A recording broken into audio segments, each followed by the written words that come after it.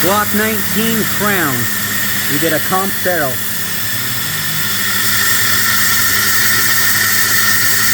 .35-degree angle.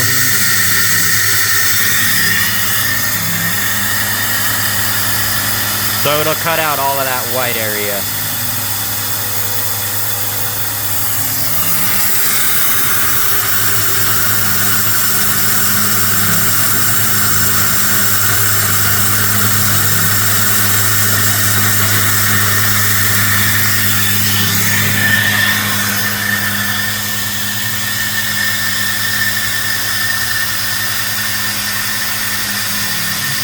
Move the sight back.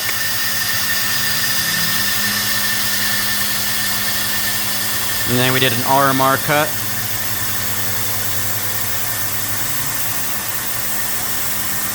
Salt City Machining.